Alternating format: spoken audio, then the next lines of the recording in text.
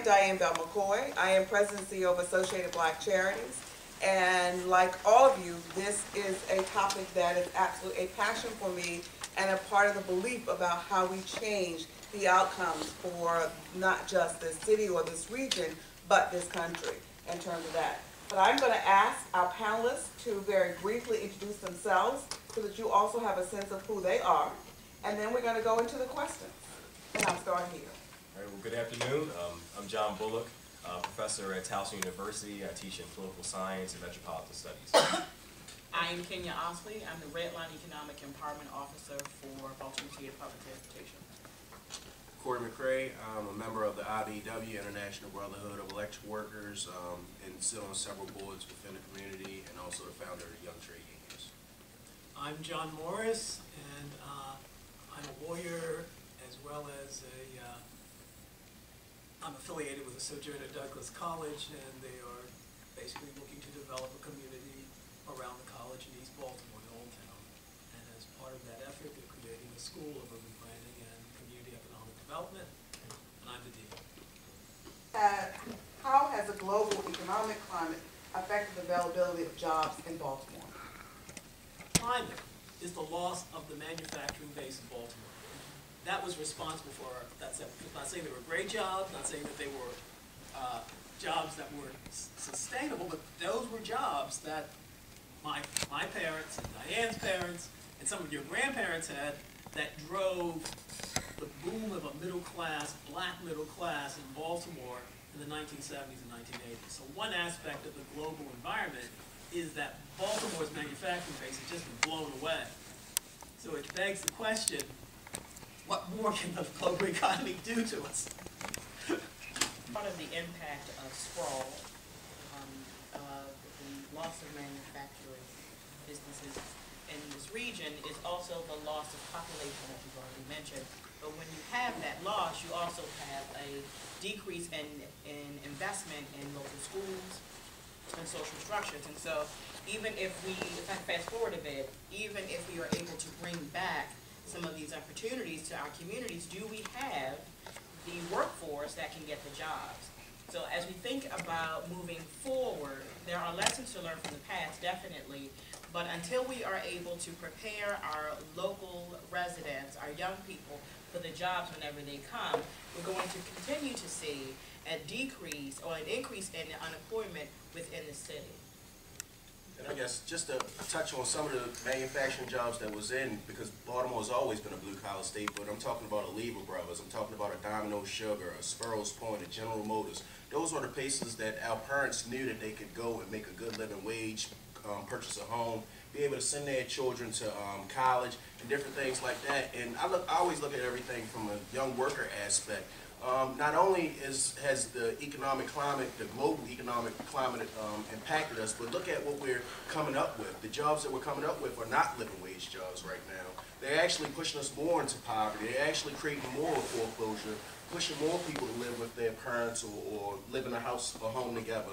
And that's not what we should be looking for. And due to the fact that these blue-collar jobs have left us, a construction worker such as myself, it doesn't always get to be able to renovate that building or build that new building. And that's what we have to think about. That's how we're going to bring new jobs back. I look at GM right now. They have Allison Transmission has the new car that they're, the electric car that they're bringing out, and that's creating so many jobs. So I think that we can get back to our manufacturing base. We just have to be innovative and get in front of the new ideas that's coming up. I'm going to take her. What can we do to create more jobs? What can the private sector do to create more jobs in terms of, but also what can, I'm going to add the question, what can activist group do? We spent a lot of time talking about the private sector, and I think that's important.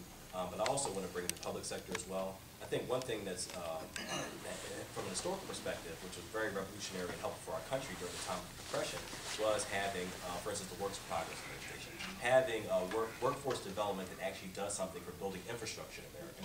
Whether we're talking about the Tennessee Valley Authority, the Civilian Conservation Corps. So, where we're seeing, electrical lines being laid, we're seeing dams being built. Well, think about the green economy we always talk about. The green building. These are opportunities for us to revolutionize building in America, to actually create jobs and actually do something for our aging structure. Look at all the if you look at the state of bridges in America, in fact, a lot of them are falling down. You look at the quality of our streets, you look at our dams, you look at all of our infrastructure, you know it needs work. And so that's a job creation program right there that not only is going to benefit our communities, but is also going to create jobs. And it's also important to think about the private sector having a role in that. And so if you're an innovative company that says, hey, I can find a niche in this new economy, this green economy, that's a way that you're going to also create a profit for yourself and be able to hire more people. So it's really being innovative. So where is the change for jobs going to come about? What are those tools? What are those levers? What are the new relationships? What are the new strategies we've got to move in place that changes for outcomes for our community? Let me start with that one, which is, I don't know. All I do know is what exists now is working. And so if that's the circumstance, what I'm hearing from you is we got to start experimenting. And we've got to be purposeful in the experiment. And we've got to record our failures as well as we seek those successes and know what's there. And be bold and try what we didn't try before. Because I pushed a button, I purposely pushed a button with you in terms of about Occupy movement. But I want to acknowledge you were first in the conversation this afternoon to talk about the social media, to talk about using those tools in terms of reaching, to talk about. So you all have come around to very similar conversations and understanding.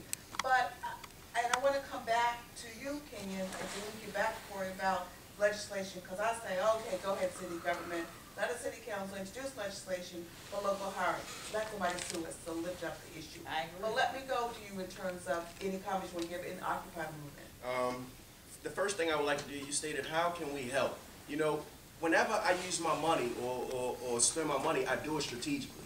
The first person I'm doing is I'm making sure there's a community business that's cutting my lawn, that's putting my roof on, that's doing the necessities that I need. I even make sure I look for the union label. I even make sure I look to make sure it's from Made in America or different things like that. Because I'm under the motto that the job you save may be your own.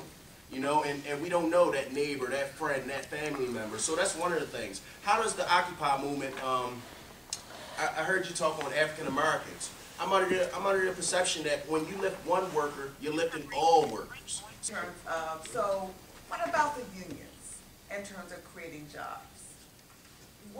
How helpful can they be, and how will that benefit our community?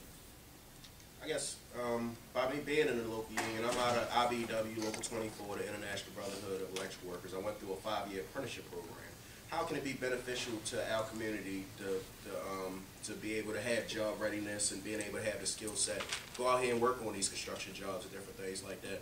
I think first, as John stated, when I went through the apprenticeship, I found it pretty challenging due to the fact that I don't know if I didn't apply myself in high school. I don't know if I wasn't doing everything, or whether it was the school system. But I found myself having to work a little bit extra harder than somebody that may have grown up in a different county or different things like that, and they were prepared for the challenges that may have done. When I say challenges, I'm talking about math work and different things like that.